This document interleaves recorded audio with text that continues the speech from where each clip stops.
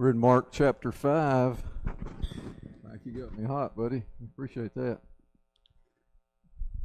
Mark chapter 5 is where we are. And we've just begun a series of miracles. If you remember, what we've already been through was a series of parables by Jesus. And at the end of that series of parables, they're sometimes referred to as kingdom parables. They're really all about the kingdom. As a matter of fact, he says the kingdom of God is like. The kingdom of God should be compared to. And so he talks about the kingdom, these being kingdom parables. So you've got this series of parables there in chapter 4. And now we're going back to a series of miracles. There's going to be this one will be Jesus calming the storm we looked at last time. And then the next one in chapter 5 is Jesus healing the man with the demon. And then you have the healing of the woman with the issue of blood and Jairus' daughter. And you have then in chapter 6 this theme of conflict that comes back. You remember how Mark portrays this conflict that happened. I think that was at the end of chapter 2, on into chapter 3, where you have this conflict that comes up. They determine that Jesus is going to die, that it can't keep on like this, that Jesus has to be done away with. So you have this long series of parables. Now you're going to have some more miracles that Mark's going to record. And then when you get to chapter 6, there's going to be this opposition. Look at chapter 6, verse 1. He went away from there and came to his hometown, and his disciples followed him, and on the Sabbath he began to teach in the synagogue. And many who heard him were astonished, saying, "Where did this man get these things? What is this wisdom given to him? How are such mighty works done by his hands? Is not this the carpenter, the son of Mary, and brother of James and Joseph and Judas and Simon? And are not his sisters here with us?" And they took offense at him. And Jesus said to them, "A prophet is not without honor except in his own hometown and among his relatives and in his own household." And he could do no mighty work there except that he laid his hands on a few sick people and healed them. And he marveled because of their unbelief, and he went about among the villages teaching. So in verses 1 through 6 of chapter 6, it culminates again. So you have this kind of the same pattern. Jesus does many wonderful works. He heals the sick, casts out demons. And then you remember before it was he must do it by the power of Beelzebub, or he must be crazy. But now it is these that say, how in the world can he do this? They hear his teaching, and remember early on in the Gospel of Mark, it was they were astonished at his teaching. They are astonished, but they don't believe. They're astonished, and they do not come to the realization that he is who he says he is. They see his wonderful works, they see his mighty deeds, they see the miracles he performs, but their conclusion is, we're not going to believe in him. So you got several themes going on. You're going to see this in the Gospels, period, but you're going to see it especially in Mark, and you already see it. There is great teaching. They're astonished at his teaching. There are great miracles. They're astonished by his deeds, and there are going to be some who believe, and there are going to be some who do not believe. So you've got this crux going on, this opposition between belief and unbelief, some that will accept and some that will reject. And that's really what's going on here as Mark works his way through telling us about who Jesus is. Don't forget, that's what Mark's trying to do. He's showing us Jesus. He's portraying through these words that he chooses to give us insight into who Jesus is. And as a result of that, we have these patterns that we see going on here in the Gospel of Mark. So we've already seen the first of the miracles, and that was in chapter 4, where Jesus calmed the storm. We talked about that one at the end of the class last week. So let's pick up in chapter 5. And we really need to go through, probably to begin with, let's just read through verse 13 to begin with. Would somebody read that? Chapter 5, 1 through 13.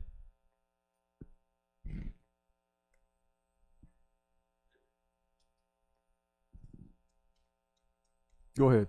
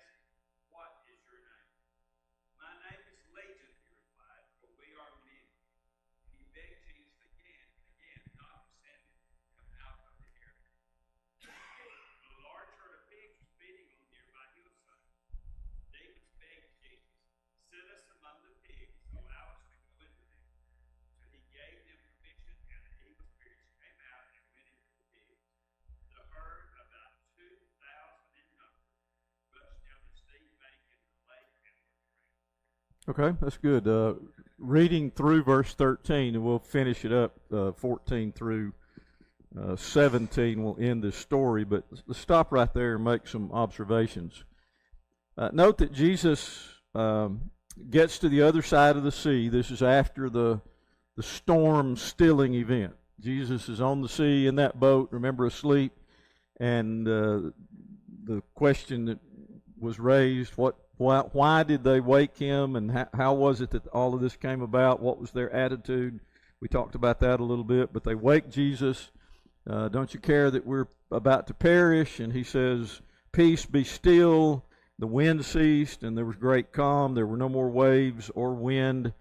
And he chastised them. Why were you afraid? Have you still no faith? And so they get to the other side. So this is the same time frame, same context of what's going on in chapter 4 at the end, because he's moving across to the other side, because he said to them, let us move across to the other side. So now, after the squall comes up, and after the calming of the storm, they reach the other side, and the first thing that happens, Jesus stepped out of the boat, and immediately this man comes to Jesus. The man of the tombs. You can make a movie out of this. The man of the tombs. It'd be a great hit, because you could make up all kinds of great things, but one of the things you have is great detail here.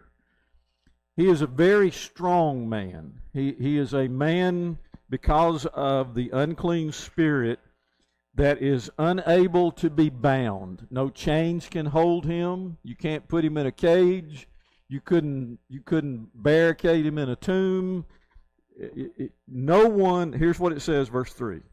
And no one could bind him anymore, not even with a chain. He'd often been bound with shackles and chains. He tore them apart, broke the shackles to pieces. No one had the strength to subdue him. So the undeniable characteristic that Mark is portraying here about this man with the unclean spirit is his incredible strength. The incredible strength that he has, that is, he's unable to be bound. He cannot be chained. There is nothing that can hold him. He cannot be subdued. And here's the second part of it. He wanders among the tombs night and day. Day after day, night after night, he's wandering among the tombs. Verse 5, night and day among the tombs and on the mountains, he was always crying out and cutting himself with stones. So you've got this man who is full of superhuman strength. He is possessed by demons. But what's the second part? What does verse 5 tell you about the man? Did you say hopeless? That's what came to my mind when I read verse 5. He's in a hopeless situation. Who's going to cast out these demons? Who's going to cure him? Who's going to fix this situation? What does his future look like down the road? What's going to happen in the next week or month? Is he going to live? Is he going to die? Surely he can't keep on living like this. So in these first few verses, when he comes to Jesus, he is described as a man with superhuman strength that no one can bind. But the other problem is nobody can help him with his problem. He's in a hopeless situation. There is no one that can help him. Maybe the Jews think if they could bind him with chains and hold him down, that maybe there's something that they could do to get those demons out of him. I don't know. I don't know if they believed in the ability to cast out demons or not, the Jews. But the thing that really strikes me is this man had superhuman strength, but in the end, he was living a hopeless existence. Hopeless. No possible deliverance from this thing that's going on, and it causes him to cut himself and yell and scream and wander among the stones and on the mountains, and just, it's a hopeless situation.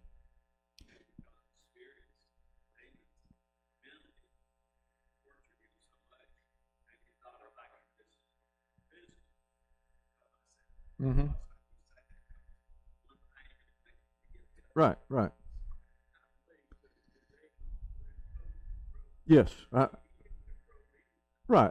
I think they were too. He came to Jesus, but yes, I believe that the demons were controlling, and so he's in this helpless situation. I mean, there's nobody that could bind him. They couldn't stop him from this hopeless roaming and wandering and the screaming and the crying out, and there was no deliverance.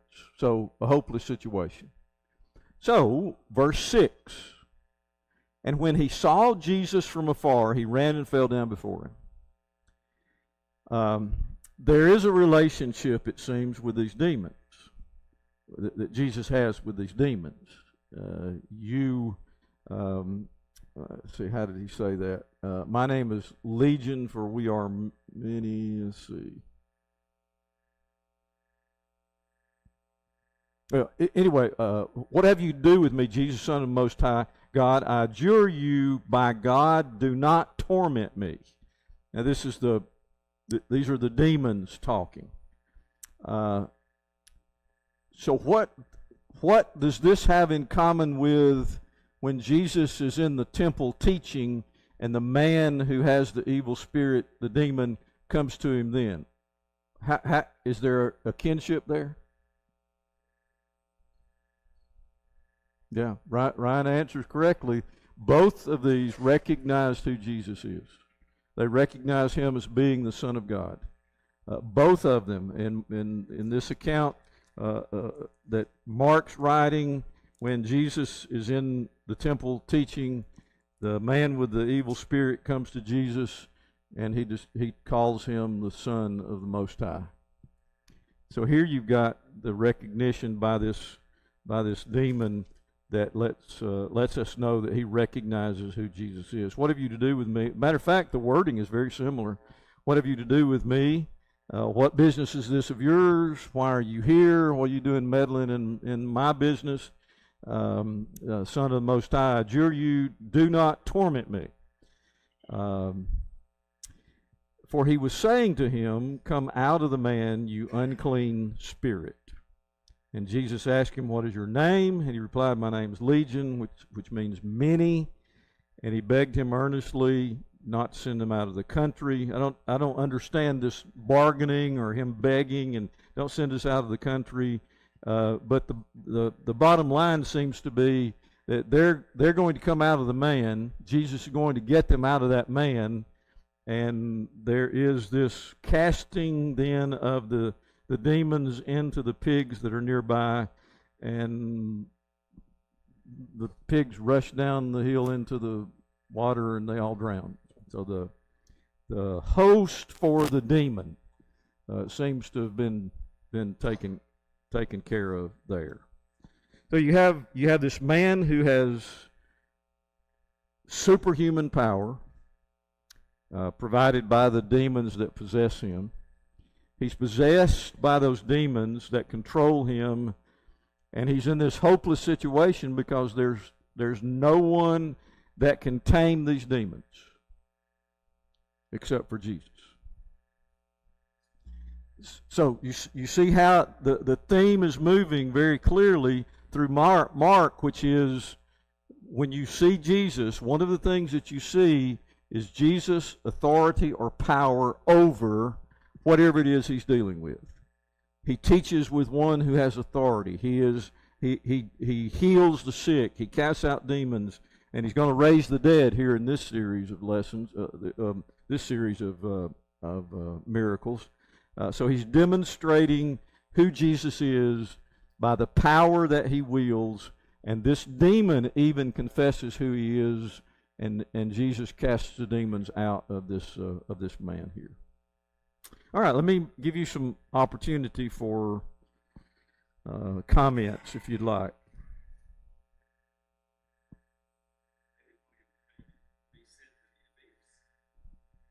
It's what it sounds like, yeah, that he actually says it that way. Yeah. Yeah.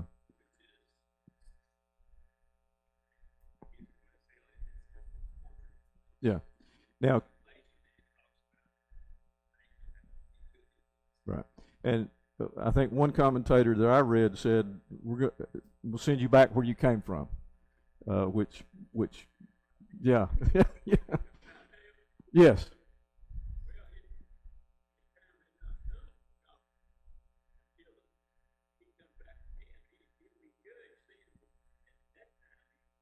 Right. Yeah. I think the one I was read, it was kind of facetiously saying, I'm going to send you back where you came from, which was not really send them to hell, but the abyss would be a place of yeah.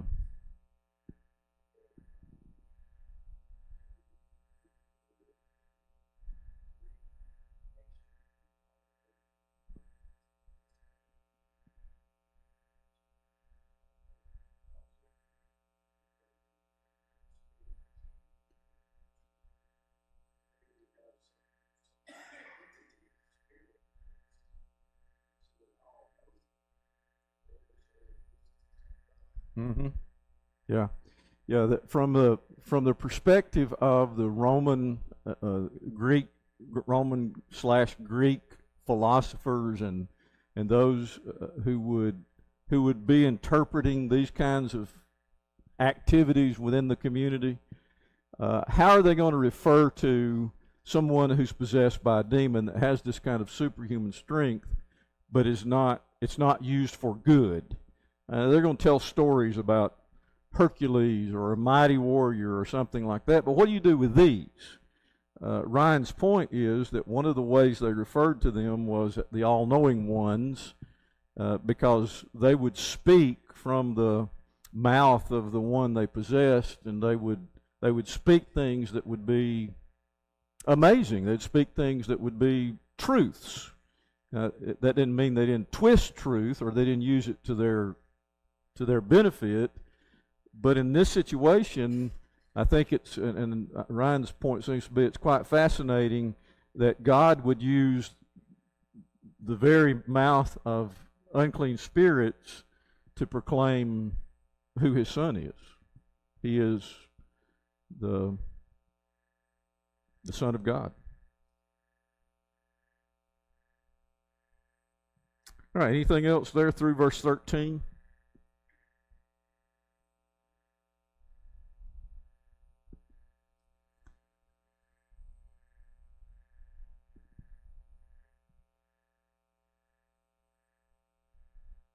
All right, look at verses. Somebody read 14 through 17, please.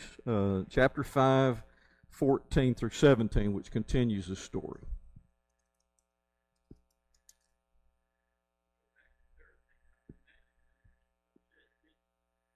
Oh yeah, yeah.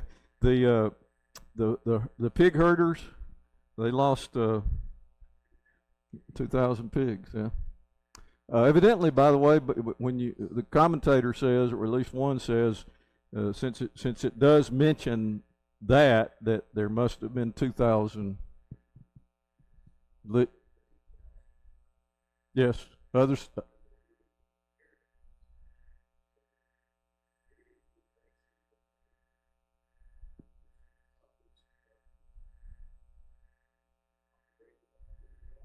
Okay, yeah. Now they would have. And say it again.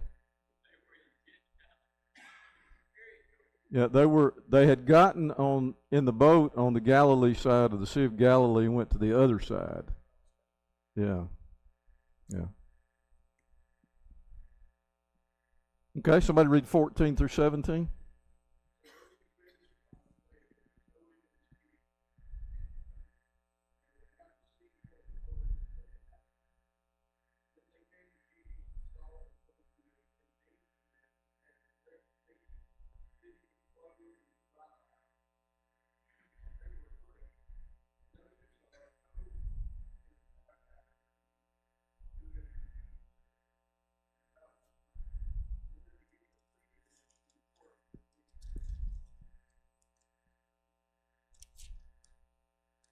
Okay, what what is? How do you tell this story? People hear about it, and they go to see what happened. I'm assuming the pigs are still there. They're still there at the seashore, and I don't know how long it takes them to start smelling pretty bad, but folks come out, they're going to see 2,000 pigs there at the seashore. They're going to hear the story. They're going to remember this man having been here. They remember the stories about how he was untamable, how no one could control him. He was out of his mind. He was naked. He was screaming, crying out all the time, cutting himself. And then they walk up, and here he is sitting there clothed in his right mind. And the text says, and they were afraid. What were they afraid of?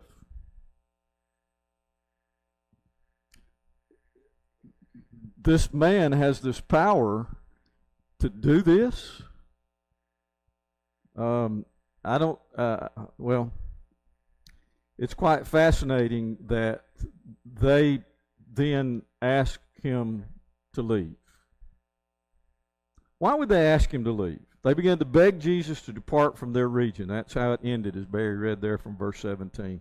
Why would they ask Jesus to leave? If you knew that, if you were a witness to it, or if you heard the story and came and saw the man and saw the pigs, that's evidence that this happened, right? I mean, you didn't see it happen, but if you've got this circumstantial evidence, you've got dead pigs and you got the man that's not crazy anymore, that tells you that Jesus did something. So why are they asking him to leave? Why don't they say, hey, I got something over here I need you to do?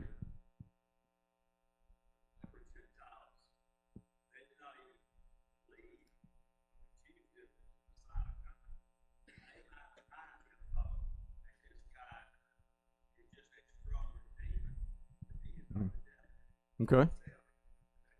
Okay.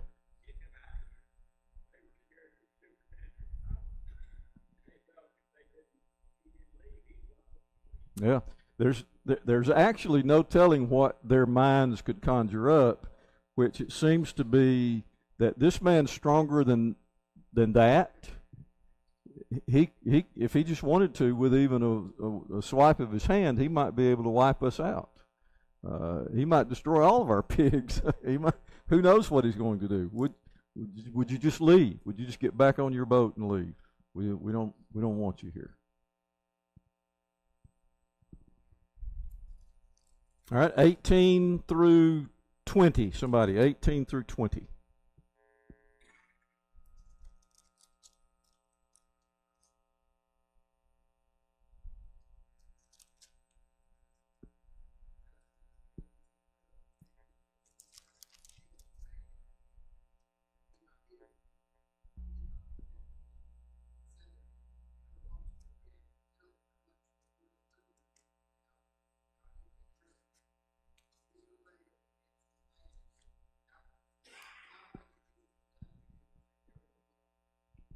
Okay, so it wasn't a wasted moment, was it?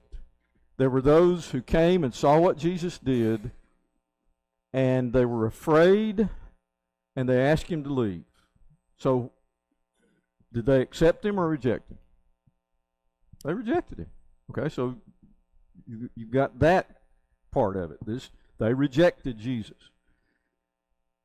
He tells the man wants to go with him. I want to follow you. I want to be one of your followers. And Jesus says, no, you go home. You be my disciple where you live. So that's what he's telling him. I want you to go back and I want you to tell your friends and your neighbors, your family, where you live about what I've done.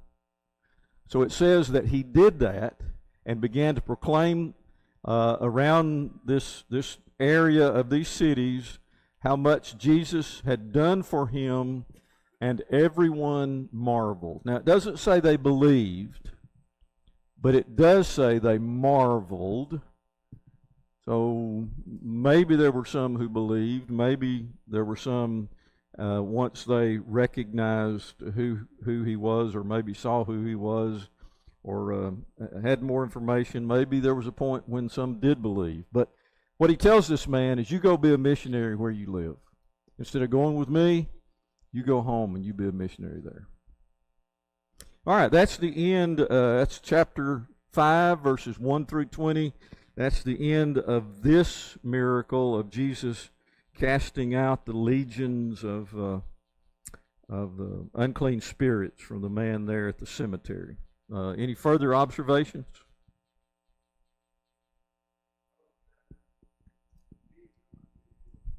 Sure. Exactly.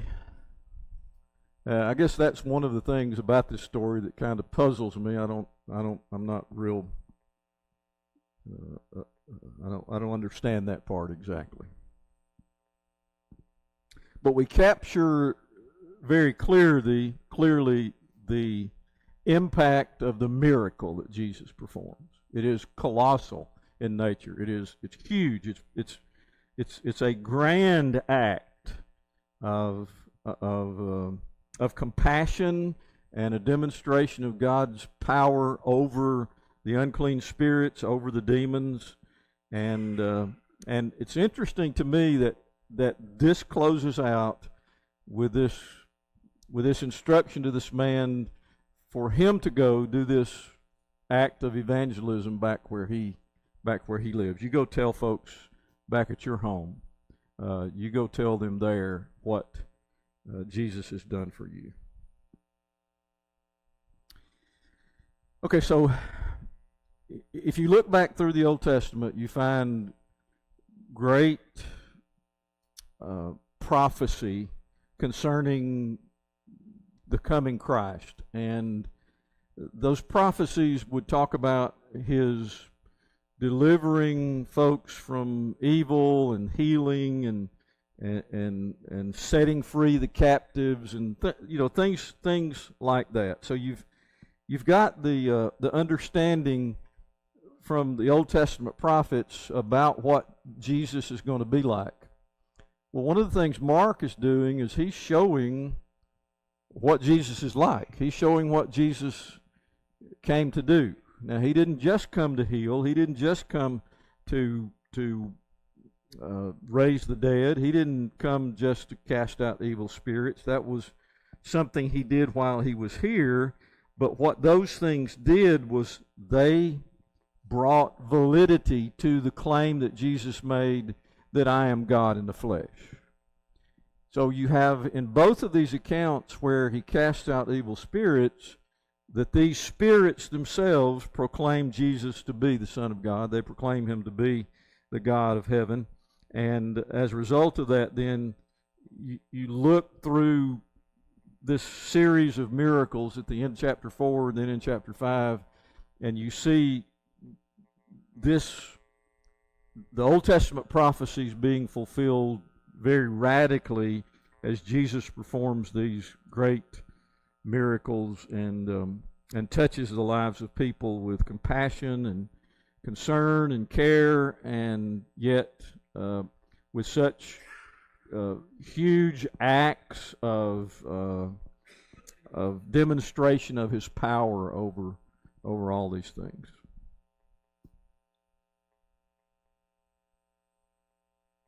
All right, the next one's in verse 21. Look at the next one. It's quite fascinating as well. You have this ruler's request.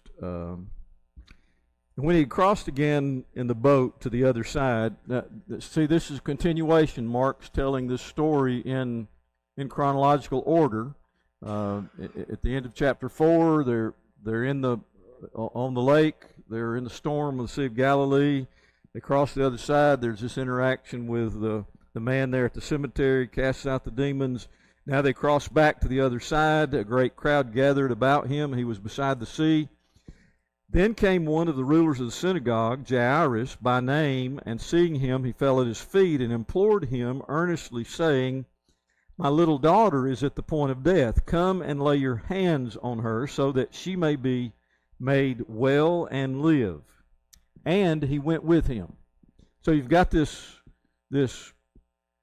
ruler of the synagogue, very high-ranking official, Jairus by name, and he falls at the feet of Jesus, and he begs him to heal his daughter because she is near death.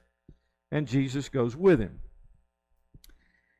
And a great crowd followed him and thronged about, and there was a woman who had a discharge of blood for 12 years and who had suffered much under many physicians and had spent all that she had and was no better, but rather grew worse.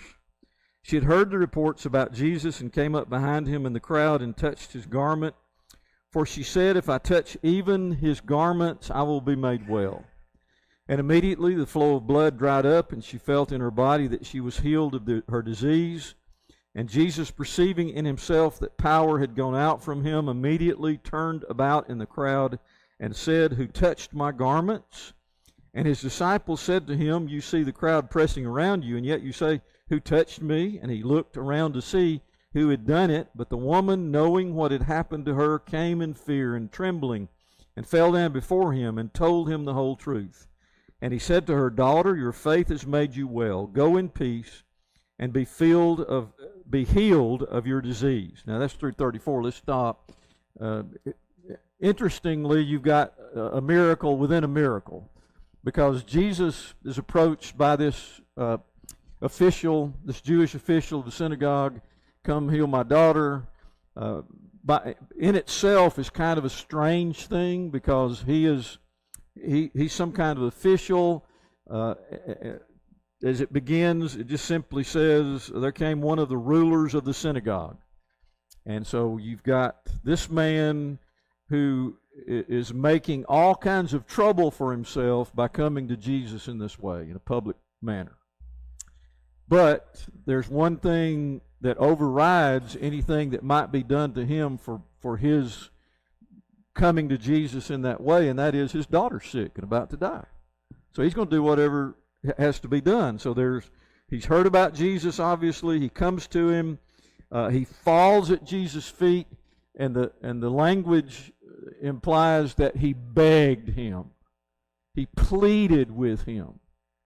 So Jesus went with him. Now they're on their way to Jairus' house, and the woman who had great faith, "If I can just touch his garment, I'll be healed," comes in the crowd. Somehow she gets to him, she touches his garment, and instantly she is healed of this disease that she's had for how long?